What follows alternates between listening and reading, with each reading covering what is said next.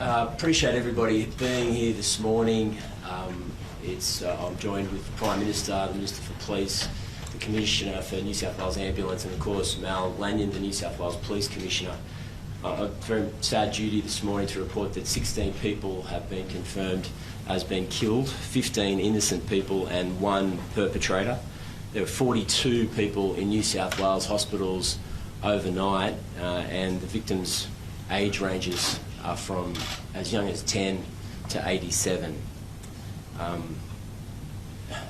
A devastating fact.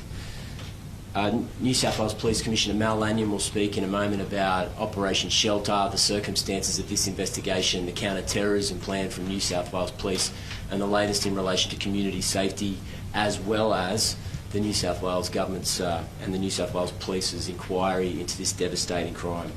Obviously, the Jewish community in New South Wales are absolutely devastated this morning, and it's our responsibility to wrap our arms around that wounded community and let them know that ordinary Australians, regular Australians, are in their corner and thinking of them this morning after this terrible, terrible targeted attack on what should have been a joyful event that they have every right to share with their community on Bondi Beach last night. We need to send a strong and clear repudiation of anti-Semitism in all of its forms. In all of its forms. There is no tolerance for racism or Jewish hatred in New South Wales or Australia, and we need to be clear and unambiguous that we will fight it everywhere we see it, whether it's destructive, horrible acts of violence or chance mottos and internet posts on the internet. Wherever it is, we need to fight anti-Semitism. It is toxic, it is cancerous within a community, and as you can see from last night, it leads to devastating, devastating implications for the people of our country. There's been overwhelming public outrage and support from the people of New South Wales, and I think from the people of Australia. There needs to be a time for mourning. We need to be in a position to bind up the wounds of the state's Jewish community, and many people are asking how they can help. The first thing, of course, is to listen to New South Wales Police and emergency services, but if you are looking for something practical to do, you could give blood. We saw extraordinary scenes from New South Wales public hospitals last night. Emergency departments, at the drop of a hat, were in the process of saving scores of lives. They did an incredible job, but they need your help. They need blood, and if you're thinking about doing an act of public service in the coming 24 hours, I'd urge you to contact the Red Cross and do that piece of public-mindedness, that piece of public-spiritedness. I want to say thank you to our amazing police force who acted bravely and diligently in incredibly difficult circumstances. Thank you to the paramedics who, in some cases under fire, transported the injured to New South Wales hospitals, to the doctors and nurses in our public hospitals, and lastly, thank you to innocent bystanders and civilians who stood up, risked their own lives to save other people's lives. This is a terrible, wanton act of destructive violence, but there are still amazing people that we have in Australia, and they showed their true colours last night. I'm going to pass over to the Prime Minister and then New South Wales Police Commissioner. Well, thanks very much, Premier. What we saw yesterday was an act of pure evil, an act of anti-Semitism, an act of terrorism on our shores in an iconic Australian location, Bondi Beach, that is associated with joy, associated with families gathering, associated with celebrations, and it is forever tarnished by what has occurred last evening.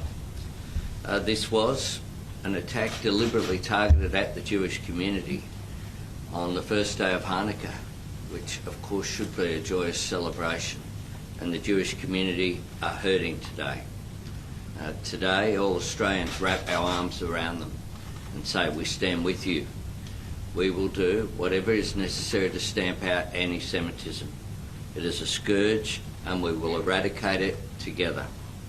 The Australian Federal Police and ASIO are working closely with New South Wales authorities, and the briefing we've just had, we've had the AFP there, and the AFP Commissioner will return to Australia today. We will dedicate every single resource that is required in responding to this. To the brave responders, first responders, including Ordinary citizens who acted yesterday, thank you for what you do. People rushing towards danger to show the best of the Australian character. That's who we are, who stand up for our values. Flags will fly at half-mast across the country today as we pay our respects to all those lost and all those who have been injured. And we conclude by saying that yesterday was indeed a dark day in our nation's history, but we as a nation are stronger than the cowards who did this. I thank world leaders who have reached out, from President Trump, President Macron, Prime Minister Starmer, others right around the world have reached out to Australia at this time, and we thank you for your sympathy and your solidarity with our values. Australia will never submit to division, violence or hatred, and we will come through this together. We refuse to let them divide us as a nation. I'll hand to Commissioner Lanyon now. Thank you, Prime Minister. Good morning, ladies and gentlemen. Last night I announced that I had determined that it was a terrorist activity and made a declaration as such as 9:36 p.m. As a result of that declaration, we commenced Operation ARQUES, ARQUES, which is a joint counter-terrorism operation. That is New South Wales Police working very closely with our Commonwealth partners to ensure that we thoroughly investigate the circumstances of the incident yesterday. We have progressed at pace overnight with that investigation, and as a result of investigations undertaken, I can say that we are not looking for a further offender. We are satisfied that there were 2 offenders involved in yesterday's incident. One is deceased, the second is in critical but stable condition in hospital at the moment. The offenders are a 50-year-old and 24-year-old male who are father and son. The 50-year-old is deceased. The 24-year-old is currently in hospital at the moment. As part of the investigation, we conducted 2 search warrants last night, one at Bondi Beach and a second at Campsie. The 50-year-old male is a licensed firearms holder. He has 6 firearms licensed to him. We are satisfied that we have 6 firearms from the scene yesterday, but also as a result of the search warrant at the Campsie address. Ballistics and forensic investigation will determine this morning that those 6 firearms are the 6 that were licensed to that man, but also that they were used in the offence yesterday at Bondi. We will continue to investigate this matter thoroughly. It's important for the community to have the reassurance that New South Wales Police, working with our Commonwealth partners, will not stop until we understand the reasons behind this senseless incident and take any available action that we need to do. We always work closely with our Commonwealth partners to make sure that we keep the community safe. This is a very difficult time for all law enforcement agencies, and I would really like to call out the work of New South Wales Ambulance last night, and we're joined by the Commissioner Morgan this morning. The ambulance officers were absolutely outstanding in their response. 16 deceased persons is obviously a great tragedy for this state. Our thoughts, prayers and love go out to all of the families of the deceased. We pray that those who are injured recover quickly. I have 2 police officers currently in hospital at the moment. Both are in critical but stable condition. And again, the thoughts of the New South Wales Police are very much with those officers and their families. This morning we commenced Operation Shelter. It is an operation that we have previously run. We have escalated the number of police that are involved. Operation Shelter is designed to provide comfort to the Jewish community. We will make sure that we are highly visible at places of worship, places that are known to be frequented by the Jewish community, but very much in those suburbs where we know that we have a large Jewish population. I want to make it very clear that the New South Wales Police will not tolerate the types of violence or the types of anti-Semitic behaviour that we have seen. We will have 328 officers on the ground this morning as part of Operation Shelter.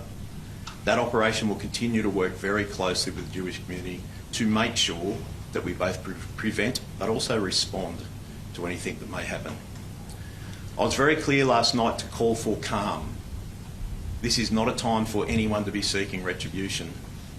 This is a time for community to grieve and to heal.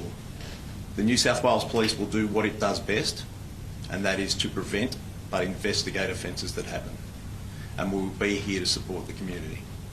I might hand over to Commissioner Morgan, I think, if there's anything you'd like to say, sir. Thank you. Good morning, ladies and gentlemen. Could I just express my condolences to the victims, the families and friends, and certainly those that remain in hospital at this time. Our best wishes and prayers are going out to you. This was obviously a significant incident that has occurred at Bondi Beach last night. New South Wales Ambulance got its initial call via New South Wales Police at 18:43 last evening. Our first crews were on scene within less than 10 minutes. This took a response of more than 123 personnel from New South Wales Ambulance. Both New South Wales Police and New South Wales Ambulance worked seamlessly, I'm advised, through this entire incident in support of the community.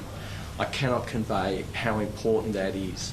We are told stories of amazing heroism, of paramedics and police working seamlessly together with members of the community. Some of our paramedics are from the Jewish community and attended that scene and continued their duties diligently and professionally.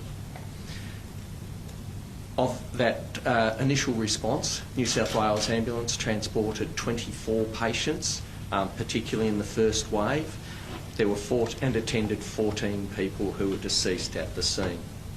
Through the course of the evening, another 2 people succumbed to their conditions at New South Wales hospitals, and a total of 42 people attended New South Wales facilities. It is not uncommon in these major incidents for members of the community, sometimes often with very serious injuries, to make their own way to hospitals so that they are not burdening the resources of the services. This is what it means to be Australian. I do want to make the point that there is a significant amount of support available from the New South Wales health system. I could commend to the community that there are great resources available on the New South Wales Health website if you need mental health support, and some reference material if you also need that. Just in conclusion, I do want to make the point. There were some amazing lessons learned from the Bondi Westfield Shopping Centre. Last night, I am told, the command structures were seamless, the joint agency approach, the ability for paramedics with the support of police to work in these hot zones, I'm absolutely convinced contributed to the saving of lives that otherwise would have been lost. Finally, just one message for the first responders at these scenes. You are an inspiration to us all. The way you put yourself in harm's way, your courage and resilience, we all thank you. Thanks, we'll have to take questions. Commissioner Lanyon, can you elaborate? You said yesterday that one of the gunmen was known to police. Was that gunman known to police for extremist views, and were any terror symbols displayed at the attack yesterday? I prefer not to comment at the moment. We're still very early in the investigation. We'll be happy to provide further information that it goes along. I want to give our investigators the opportunity to investigate thoroughly without speculation. We did hear last night a lot of information was coming forward. I want to make sure that it's accurate. Commissioner, there are reports a black ISIS-style flag was draped over the gunman's car. Are police aware of this? Has a flag been recovered? That's all part of the investigation. As I just said before, I'd rather not comment on that right at the moment. Obviously, we will look at the motives behind this attack, and I think that's really important as part of the investigation.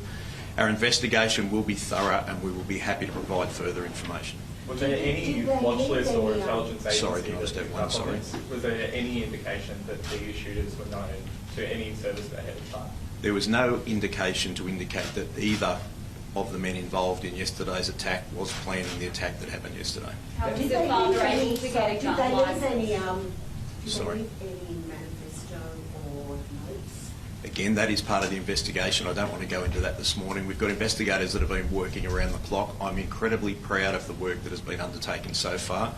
We want to get to the bottom of this. We want to understand the motives behind it, and we certainly want to understand the actions that have happened. I cannot give a running commentary on the investigation. I want to give the investigators time to work through this properly. Commissioner, for how long? Tell us about ideology. At this stage, no, I won't comment on that. We'll continue to work through that. That is part of the investigation to understand the motives behind it. For how long had the 50-year-old had a gun licence? And you said yesterday that the deceased was known to police here. Was the same individual the one that was known to ASIO? Do you understand anything about that? I think last night, there was wide speculation that the younger of the two men had been deceased. That's not the case. The older man was deceased. I'm told that he has had a gun licence for approximately 10 years. And the younger man, he was the one known to police and to ASIO. Do you have any more information on that? No, I don't. I think I said last night it was very limited knowledge. Can you elaborate on why he was known to police? No, I can't. Not this morning. That's all part of the investigation. Can you confirm the identities of the gunmen and whether they were staying at an Airbnb in Campsie? I can certainly indicate that they were staying at an address at Campsie. Their residential address is in Bondi Beach. They were staying at an address in Campsie. Prime Minister, Benjamin Netanyahu has laid some blame on your feet. What is your response to Netanyahu's comments yesterday that were pretty inflammatory? This is a moment for national unity. This is a moment for Australians to come together. That's precisely what we will be doing. Is it a failure that these men weren't seriously on the radar of our authorities? Look, our authorities do an extraordinary job. As Commissioner Lanyon has said, investigations have already made some progress. The fact that there were raids on the home in Bonnyrigg and at Campsie last night, we will continue to provide every resource possible to the AFP and as well to our intelligence and security agencies. Prime Minister, Prime Minister, Police Commissioner, not looking for a third offender, that means not just no third shooter, but no other persons of interest or suspected accessories. How do you know that these two were acting alone? What I'm saying is that we will conduct a thorough investigation. If there is any other person that is associated with the two offenders that we believe that was either involved or responsible for what took place, we will take appropriate action. What I'm saying very clearly is that there were two persons involved yesterday. There were two persons in this atrocity. We are not looking for a third person who was involved in yesterday's incident directly. Commissioner, you must see this as a failure that this man was able to get a gun licence and that he was not more on the radar of authorities. I think there's actually legislation that governs how people have a firearms licence. So what I've said so far, and I'm not going to go further into it at this stage, there was very little knowledge of either of these men by the authorities. The person was determined to be entitled to have a firearms licence and had a firearms licence. The person had had a firearms licence for a number of years for which there were no incident and it was regulated. Do you see that as a failure?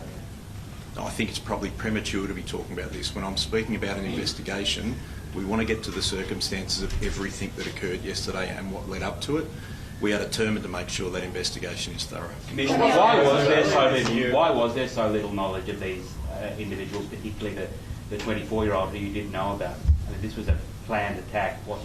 Doesn't appear to have been something that spontaneously happened. I think that's really part of the investigation. We want to understand the motive behind these two people. There are many people in the community for which the police have very little knowledge about, and quite rightly so.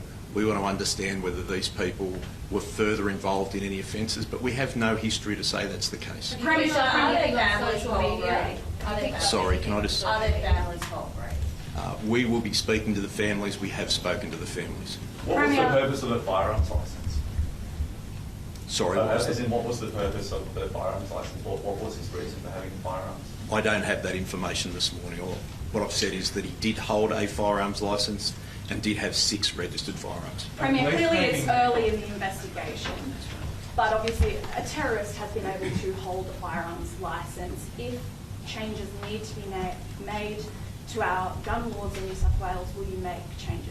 The short answer is yes. We're looking at that right now. Obviously, we're in the early stages of this investigation. New South Wales Police need to provide all the details of this inquiry to the government, but I made it clear last night that we will take every step we possibly can to keep our community safe, and we'll be looking at law reform along that route. And this is an intolerable situation. This is an attempt to break apart our social life, to divide Australian against Australian. There's a massive role for the government, New South Wales Police and regular citizens to play here to ensure that we keep our community safe, and I won't hesitate to move legislation if it's required. Very tough on the need to crack down on anti-Semitism. Premier, do you see this as a failure that this man and his son were not picked up by authorities and able to get a gun licence? Look, I can't say at this point. I mean, I think it's important that we allow police to conduct their investigation. Of course, there will be a comprehensive inquiry. This is a massive terrorist event in Australia's largest city, targeted on Jewish Australians. We need to get to the bottom of exactly how this happened so that we can take steps to ensure that it doesn't happen again. Now, I think in these circumstances it's important that no stone is left unturned, and New South Wales Police are given time to conduct that investigation, but we have to do everything we possibly can to ensure that this doesn't happen again. Part of that may be law reform, almost certainly it will be. Part of it will be a comprehensive police response, but it also goes down to the level of confronting racism and anti-Semitism in our community. We saw a shocking act of public violence yesterday afternoon, but we've seen time after time over the last 2 years in particular, but even before that, of public acts of anti-Semitism in our community. It lights a fire, it's toxic, it gets into the marrow of a community, and the only sensible, fair and just response is a community standing up as one and saying we will not tolerate racism, we will not tolerate anti-Semitism in New South Wales. Premier, there's been eyewitness reports last night included that police, up to 4 police were standing around one of the active shooters, not giving fire back, just standing there. An eyewitness said that it was like they froze. James, no, sorry, hang on a second. I'm just going to stop you there. I am not going to speculate on that right now. What I will say is that there are 2 New South Wales police officers in critical condition in New South Wales hospitals who stepped into the breach and could have lost their lives last night. I'm not going to go into the circumstances of police officers that returned fire, but I can tell you their bravery, their courage in these circumstances saved countless lives. And I would just urge everybody, don't jump to conclusions at this point. It's important that we have a full and comprehensive investigation, but certainly don't run down the police at this early hour. Should there have been a quicker with some response? more detail on what explosive devices were found at the scene and what had to be done to disarm them? Yes, certainly. There were 2 improvised explosive devices found at the scene. They were taken by our rescue and bomb disposal unit. They were found to be active devices, so they were taken back and rendered safe by our police who do a professional job. And does that mean they could have been triggered by phones, or can you tell us anything about how they would have been triggered? I believe that they were more rudimentary in that. I think it would have been there would have been a wick or something similar that would have been used to actually do that. I think they were fairly basic in terms of their construction. Last couple of how they were going to be used? No, I don't. Not at this stage. That's why we're investigating so thoroughly. We want to get to the bottom of this. I've made it really clear that we want to understand every circumstance. I am very glad that those devices were not activated, but really our thoughts and prayers at the moment are with everyone who has lost someone. Jewish Australians have been warning that something like this could have happened. They have been petrified for more than 12 months now. Has your government failed Jewish Australians when their worst nightmare was realised last night? My government will continue to stand with Jewish Australians and continue to stand to stamp out anti-Semitism in all of its forms. We have taken strong action. We'll continue to work with the community. This morning I've already had a discussion with the anti-Semitism envoy, the first one ever appointed in Australia, Gillian Siegel. Last night I spoke with Peter Wertheim and other leaders of the Jewish community. We'll continue to work with them because this is a time where all Australians need to wrap our arms around Jewish Australians. So we stand with them. We stand against anti-Semitism. We will do whatever is necessary to stamp it out. Anti-Semitism is a scourge. It's been around for a long period of time. We need to do whatever we can to stamp it out. Do we need a gun crackdown like John Howard carried out after Port Arthur? He took leadership on that, will you? Well, we will look at whatever is necessary, whatever comes out of this investigation. If there is any action required in terms of legislative response, we will certainly have it. Gillian Siegel, Prime Minister, has 49 recommendations.